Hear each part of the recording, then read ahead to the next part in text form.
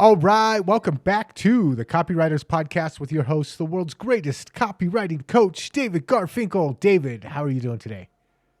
Doing great, Nathan. How about you? I'm doing fantastic, and we have something exciting for the listeners today. Very special guest, and I'm excited to jump into it. All right, let's go. So, can you picture yourself having the guts and the imagination to bring 14 of the top copywriters in the business together to share their best action steps using AI to make money or save time? I certainly couldn't. But our guest today is an adventurous man and a successful copywriter-wrangler because he did it. Please welcome John McIntyre, who recently invited me and a host of others. And this wasn't a theoretical roundtable. Each one of us had to give one workflow, technique, or method we were using AI to make our copywriting business better, our own business. And we had to spell it out in detail. Some of the other guys were David Deutsch, Bob Bly, Daniel Throssell, Chris Orzechowski, and Jon Benson, to name a few. We each had 45 minutes to jump into our topic, and John encouraged us to treat it like a mentoring session with him on the topic. No fancy sets, no intros, no slide decks, just real hands on stuff.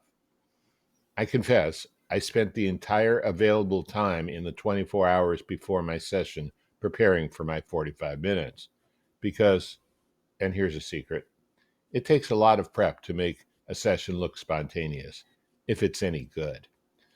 My session was how to get ChatGPT to pull persuasion stories out of you in your own words. I would say it was a success. And John's a terrifically successful copywriter in his own right, as well as a great interviewer. But today we're going to turn the tables on him and interview him about what he learned producing and promoting AI copywriting secrets. Just as soon as I offer you this friendly reminder, copy is powerful. You're responsible for how you use what you hear on this podcast, and most of the time, common sense is all you need. But if you make extreme claims and or if you're writing copy for offers in highly regulated industries like health, finance, and business opportunity, you may want to get a legal review after you write and before you start using your copy. My larger clients do this all the time. So, John, welcome. It's been quite a few weeks for me, but I'm sure even more so for you. Yeah, David, thank you for having me, man. It's a pleasure to be here, and yeah, it's been a busy few weeks for sure. I'm ready to take a rest for most of July, I think. Okay, that sounds good. So let me start with the questions. And pardon the pun, but what prompted you to put this together in the first place? I mean, I've done bundles like this before, collections where I bring in together 5, 10, 15 different, copywriters, marketers, and put some kind of offer together. And then, sometime last year, I've been using ChatGPT and exploring AI and really genuinely having a lot of fun with it, just to be in this new, fast moving field. And so I was like, yeah, let's put together another one of these, bundles, collections, and let's do an AI thing. So I did one I think it was Christmas. I just did like an AI workshop to my own list just to see if people were interested. It was like, oh, they really were. I think it did it like a month after Black Friday, and I think I got more interest out of that than the Black Friday promotion, which kind of showed me that right now they're hot for AI stuff, copywriters, but just the standard copywriting courses I think are a little bit worn out. So then it's like, okay, well, let's do this whole bundle thing. It's a great way for obviously to make money. I'd be lying if I said it wasn't about the money. But of course, these things don't really work unless, everyone else involved. So you, the other partners like David Deutsch and Bob Bly, everyone else is involved, as well as the customers. Everyone feels like they walked away with, a really good deal. So for me, it's a funny thing where people are like, wow, thank you so much for doing this. It must have taken so much work. And part of me is like, man, for me at least, in my personality and natural abilities, it's quite, I don't know if I'd say it's easy enough. It does take time. And I've had to start to, kind of go, oh, like other people aren't necessarily going to do this just because they don't want to. It's too stressful for them. They don't have the time, whatever it is. So, so I have a lot of fun with it and did it once. That worked really well. That was in March, volume 1. And then did volume 2 just end of June. So yeah, that's sort of a bit of a riff on why I put it together. Yeah, it's a good one. One thing I noticed about you, I've been involved in launches for a long time, a few of my own and a lot of other people's. And you are the calmest, most present, relaxed person I've ever seen. I mean, we arranged this podcast during the launch, and you said if anyone has any questions, dad jokes, whatever, just send them to me. I mean, most people I know are totally stressed out and don't talk to me. I'm doing a launch. I've got all these calls and you were just like just going with the flow. That was kind of cool. Yeah. I mean, maybe I underestimate, what I can do. I think I had a conversation actually with ChatGPT. I'm like, why do people think this is so valuable? Like, of course, the people buying it, but also the experts. They're like, wow, you did so well at this. I'm like, oh, I was just doing my thing, man. I wasn't trying to, be special in any way. This is me. This is how I roll. And so I've kind of been like, okay, I think business life really, but business entrepreneurship especially is about finding those things that come easy to you, that aren't so easy for everyone else, and then really leaning into that. So for whatever reason, this is, getting on the phone, having a podcast, doing, I love connecting with people, having to sort of be the ringleader and try and coordinate 10 or 15 people. It's a bit of a pain in the ass, but it's also, I enjoy it too, and so I've, it's actually helped me realize, okay, like really find the things that energize me that I'm naturally good at, that other people are like, wow, how did you do that? And then just really, lean into that direction. And that's part of what's, happening. Yeah, you could easily say you were born to do this. I mean, I'm sure you had to learn a few things, but yeah, you just rolled with it. It was great. So, Yeah. all right, let's talk about some things you learned, because you interviewed a lot of people, and you really put our feet to the fire, which I appreciate, because there's so much bullshit and vague abstraction and overhype about AI, and you weren't having any of that. You said, no, show me something you're doing and show me how to do it, and that was great. What did you find people had to say about what not to use AI, as well as how they use it themselves? I mean, that's a good question. What do they say not to use AI for? I mean, one interesting thing was that there was no real consensus on what not to use AI for. That in itself, I think, is interesting. That Mm-hmm. Daniel, for example, Daniel Throssell, he has a very specific way of doing his emails, and he would never use ChatGPT to write his emails. He may have done it as a joke, I think, a couple of times, but generally he wouldn't do it. Bob Bly doesn't do it. Chris Orzechowski, I don't think, would use ChatGPT for his emails. But say, Bob Bly would use it for research. Chris was using it to come up with really granular insights on someone's pain points.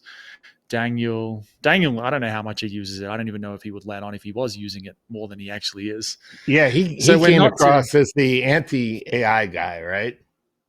for now, yeah.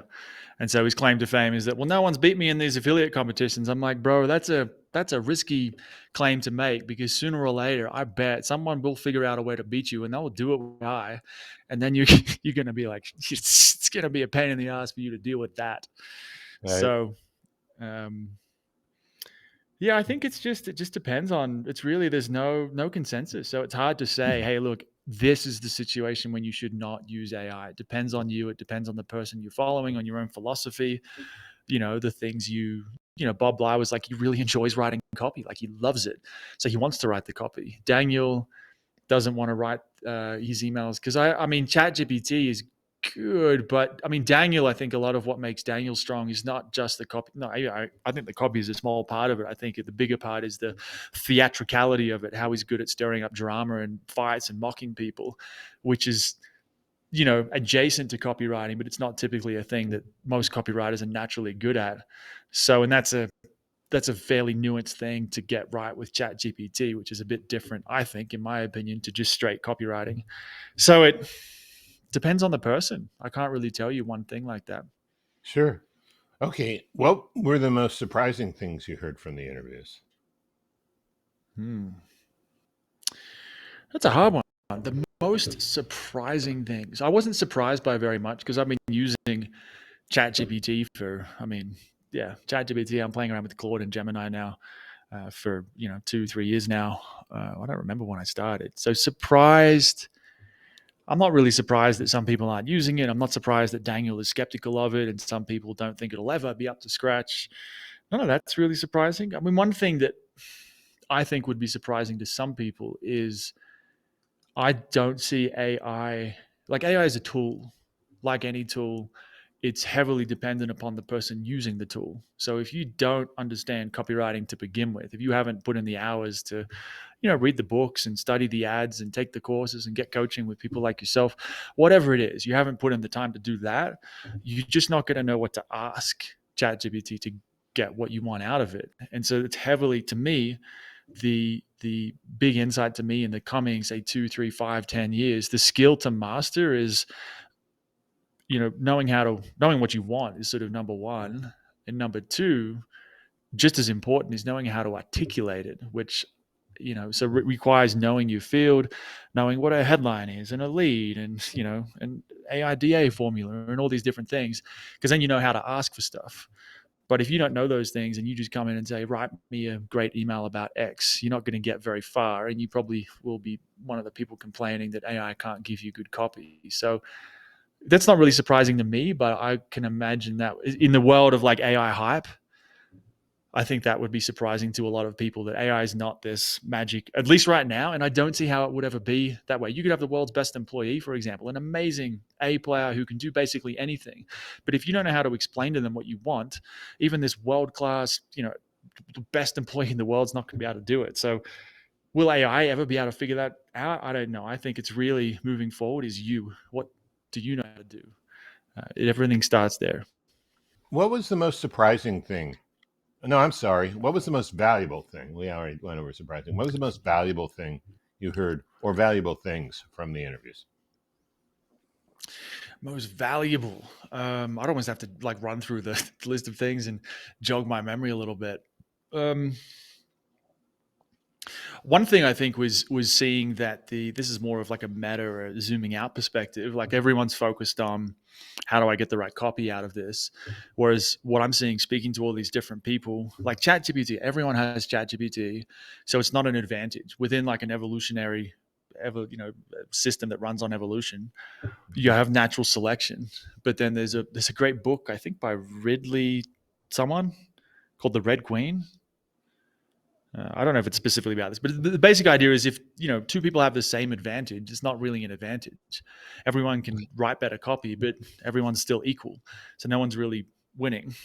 And so one thing that came up, like watching Jon Benson work with his show me his software, and then I think Rob Marsh looking at his his custom GPT, is seeing that the value opportunity, the value gap, we might say, between people like us, for example, who have the time and the willingness to study the stuff, go really deep on it, who's going to buy a product like this, and say, my uncle, who's a real estate developer in Australia, he doesn't even know what SEO is, let alone ChatGPT and AI and custom GPTs. And so what I see is the opportunity is for people who are bridging that gap between like the end user, people like my uncle or my mom who don't know how to use it, don't have the time or the interest to try and figure it out.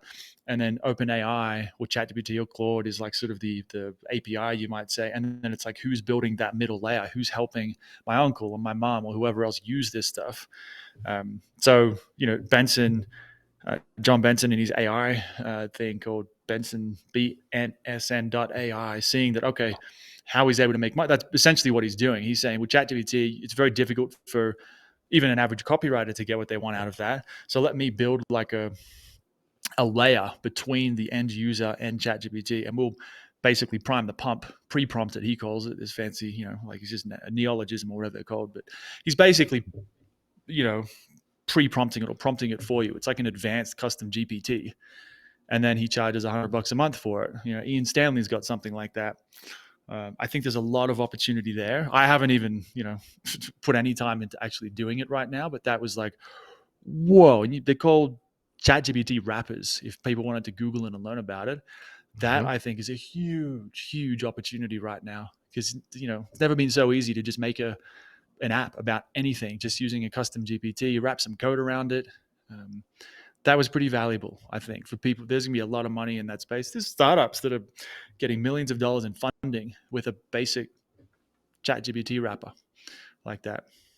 So, Sure, because it can sell. It's the advanced technologies has already been done and is being improved every day by OpenAI and its competitors, right? mm-hmm. So you were, you know, right at the crosshairs of a lot of intense information by people who have figured out how to do very valuable things with AI in copywriting. Um, did what you learned change anything about how you look at AI or how you use AI yourself?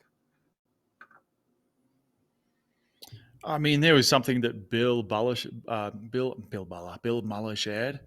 I brought up the sales page. It seems like I'm not looking at you just to jog my memory a little bit. There was something that Bill shared in his session, like a really simple, like, yeah, weirdly simple thing that you can use AI for to just like jazz up an email in, you know, 1 minute, like drop your email in, add some of this specific thing in. I can share it if you want. I don't know if you like, making all this curiosity gap stuff.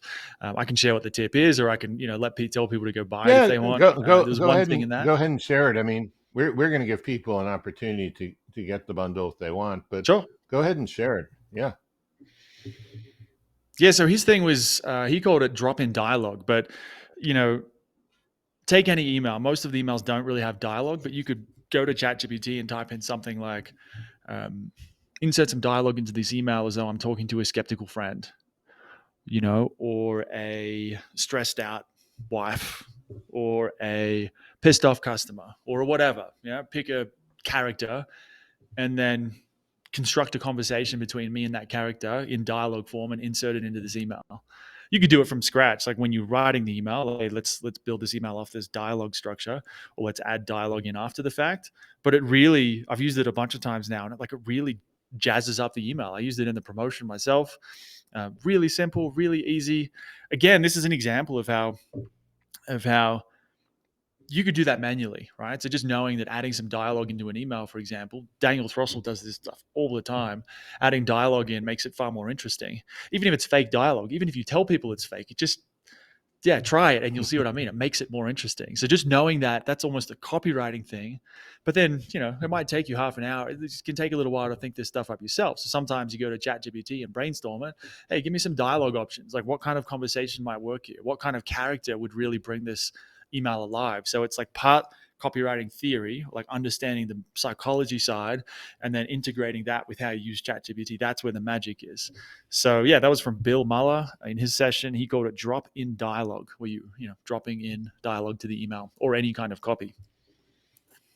So is the dialogue like where it actually drops in a character and the dialogue's in quotes, or is it just some text that appears more like dialogue? I mean, I can bring something up. It wouldn't take me long. I could bring up one of the emails that I sent out and just like literally read some of the dialogue out that I'm talking about. Sure. Jump. Here we Yeah, I'd go. love to know what you mean. Yeah. Yeah. So like one email. So I added a new bonus to my product at the end because I was watching how Daniel does his thing. He would, the way he structures his bonus, we can go into that. That's almost a separate issue. But so I had an email because someone basically bought through Daniel's link and then ended up buying again through my link just to get the bonus that I was offering. And so I had a subject line that said he bought it twice just to get the bonus, and then told that story because he emailed me. This guy, Riley, changed his name. Here's how it went down. Riley said, just grabbed AICS, AI Copywriting Secrets. Can't wait to dive in. Cool. But then a few minutes later, he sees my offer, the same bundle, blah, blah, blah. Then sends another message. Riley, oh, wait, I bought through the wrong link. And then I said, oh, yeah, it looks like it went to a different affiliate. There was a long pause. And then Riley said, screw it, buying again. Your bonus is worth it. Okay, That's so one when you're example. saying dialogue, Yeah, you're not just talking about writing conversational. You're actually talking about a character name quotes, character name, Yeah, and then exactly. Someone XYZ said this, and then have it in quotes. And it can you be a know real that's so conversation like that. simple and so profound. That yeah, that really is valuable. And ChatGPT will do it for you in a pretty acceptable way. Yeah, I mean, I didn't ChatGPT again, like I said about the tool, like if you have an idea of what kind of character might fit in, it'll help. There was another one Hmm. where I had like, oh, here we go. Yeah, this was a fictional one. So I think here we go. I had this email about why I quit meditation, and not because I got lazy, not because I gave up, not because it stopped working. I quit because I found something better. And then in quotes, better than meditation. What's next, John? Gonna tell me you've got a supplement that cures death? From Chad, imaginary, skeptical copywriter wearing blue light glasses and clutching a gratitude journal. Um, so it was imaginary, clearly imaginary. I think someone replied and they're like, oh, I loved Chad's responses. So like it creates a certain engagement or makes people laugh or breaks this. I don't know. It's like it really works. I was so shocked. And I'm like, this is fantastic. It makes it more fun to write too. Makes me laugh. So That that is such a great technique. Well, look, you know this program better than anyone, and you've told us a lot about bits and pieces. Could you give us a quick nickel tour of the whole thing? What someone with either little experience or even someone with a lot of experience, like you and me, would get out of it? a nickel tour, do you mean like specific tips or just sort of like a summary of why someone might Oh, find it valuable? I knew because that was an American phrase. I should have found something else. It means the surface level tour. It means the an overview, like a 3 minute walkthrough. I mean, if I was to talk about like why would you pay for this when you can just go to YouTube or listen to AI podcasts or something like that? The obvious, the I guess the purpose, or I see my role as a curator. So most people are married, they have kids, they have businesses, they're really busy, and they could spend all this time looking for all these secrets, or they can come and buy a product like this and just get straight to some really, you know, actionable workflow. Like it's like, just do this. Here's like the 2% of the stuff that you need to know as a copywriter that will really make a big difference. Kind of like the 80-20. And then you don't need to go spend as much time as me fucking around on, chat GPT, or you can just compress all of that learning into, a few hours or something like that. That to me is the big reason why that's essentially what you're paying for, is the curation of that, to save yourself all the time that I've spent and that you spent trying to figure this stuff out. So it's a shortcut, like any course, I suppose. That's most online courses. Does that answer your question? Is that what you were looking for? I think so. I mean, tell people what they're going to get. Well, we've got 14 sessions. You went through some of them before, so you're in there. David Deutsch. If I was to go through, like Chris Orzechowski talks about, he was talking about a sales page from a copywriter that I don't really know, but he went on and on about it. And then he just drilled down granular, like, you start with like, okay, well, you might, you get rid of your anxiety, for example, and he drills down a layer deeper and then a layer deeper and a layer deeper until you're like, oh, wake up at 2 a.m. and you'll feel all anxious. And within 15 minutes, you'll know exactly the 3 things to focus on to, getting down into really hyper detail. You feel, using ChatGPT for that kind of stuff. That was great. Daniel Throssell talks about why, basically, how to beat AI-powered copywriters, even if you don't use AI. David Deutsch had some cool stuff. Like if you were going into sort of like how to get variations for your different, like if you had an ad or a headline or an email, coming up with different variations, take this headline and give me like a, fear focused, make an urgency focused, make a, and a lot of it's fairly straightforward, but a lot of this just gets you thinking about different ways to use AI. I don't remember everything that I learned. Like there's a lot of different things, but I'll take a few things and like start playing with that. I think Bill Muller may have mentioned, I think it was in one of his emails, maybe that he was promoting it with. But this is another thing I took away from it, was giving the context before you give away the prompt. So you would insert like the thing you wanted to analyze and then give it a prompt after that, rather than the prompt before, because it usually performs better if it has the context before it starts doing the thing. Jon Benson had was it like a book builder? He had like a custom GPT that would give you an outline for a book, which was pretty cool. He had a weird, it's a pretty strange example where he sort of paired autoresponders and marriage meltdowns. It's a bit odd, but it worked for the example. Lucas Fisher, he talked a lot about, He had an app that he was using for like voice messages, but the general idea, I think, in his mind, which I use a lot, is talking to ChatGPT rather than like with a voice message. You can do voice mode where it's like a phone call. Mhm. Rob, he talked about how, like, man, if you had a client and you've been using ChatGPT or Claude or whatever it is for 3, 4, 5, 10, 20 different clients, it can get a bit confusing, or the quality can degrade because now ChatGPT is pulling from 10 different clients to solve this one client's problem. So he had some stuff about how to turn the memory off, stuff like that. Sam Woods, a few people really mentioned Sam Woods stuff. He had a pretty like, I think he linked together. I did one of the first. I haven't listened to his one in a month, but he had a thing where he's going through Perplexity, ChatGPT, linking them together as a way to take your best client and then find other clients exactly like them and string it together. So then you have cold emails, put it all together, almost in like a really automated flow. Shiv had some cool stuff. So Shiv Shetty, he's an old coaching student of mine who's just blown up. Vibe coding. So that's like, you can take a tool like Lovable, or I think Replit is another one. These basically, imagine ChatGPT, but they're specifically made for coding. And he was just showing in 3 minutes he could code up using one of these tools, like a ROI calculator, really gorgeous looking ROI calculator in about 3 minutes.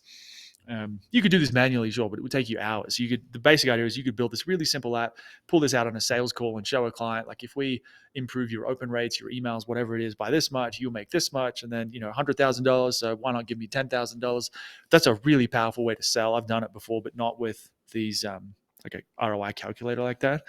So you can build this stuff now really, really easy with something like Lovable. I think lovable.dev is that website. That's what Shiv talked about. He's always got some interesting stuff. He had like a cartoon ad format that you can use ChatGPT for.